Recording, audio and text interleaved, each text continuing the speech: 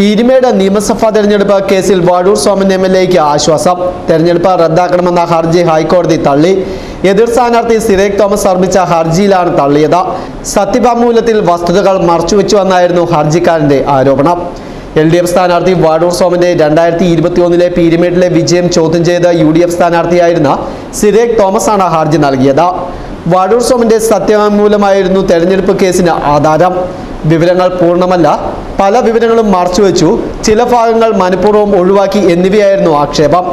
ഭാര്യയുടെ pan card വിവരങ്ങളില്ല, income tax റിട്ടേണിലെ വിവരങ്ങൾ പൂർണ്ണമല്ല, bank account വിശദാംശങ്ങൾ വ്യക്തമല്ല, ബാധ്യതയും വരുമാനവും കൃത്യമായി പറഞ്ഞിട്ടില്ല തുടങ്ങിയവയായിരുന്നു ഹർജിയിലെ മറ്റ് ആരോപണങ്ങൾ.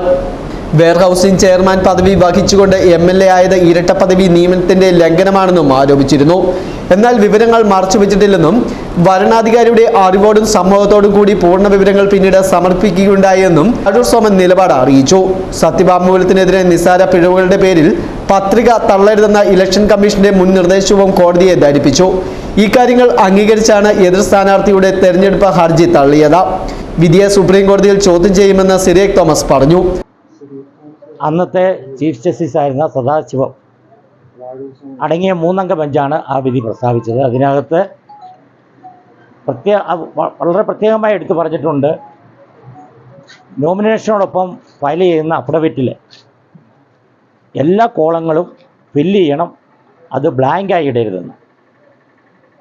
അങ്ങനെ ബ്ലാങ്ക് ആയിട്ടുള്ള അഫിഡവിറ്റുകൾ അത് അസാധുവാണെന്നാണ് ആ വിധിയിൽ പറഞ്ഞിരിക്കുന്നത്.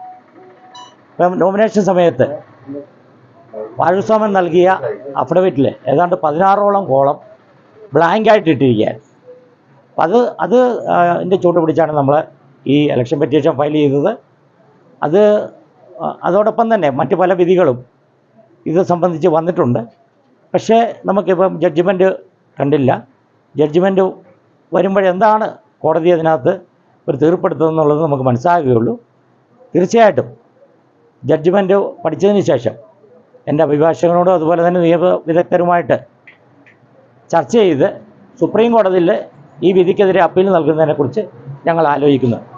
സത്യം എന്താണെന്ന് കോടതിക്ക് ബോധ്യപ്പെട്ടതിനാൽ എതിർകക്ഷിയുടെ ഹർജി തള്ളിയതെന്നും രാഷ്ട്രീയ പ്രേരിതമായി നൽകിയ പരാതിയിൽ യാതൊരു അടിസ്ഥാനവുമില്ലെന്നും ഹൈക്കോടതി വിധിയെ സ്വാഗതം ചെയ്യുന്നുവെന്നും വാഴൂർ സോമൻ MLA പറഞ്ഞു. News bureau, Mundakayam.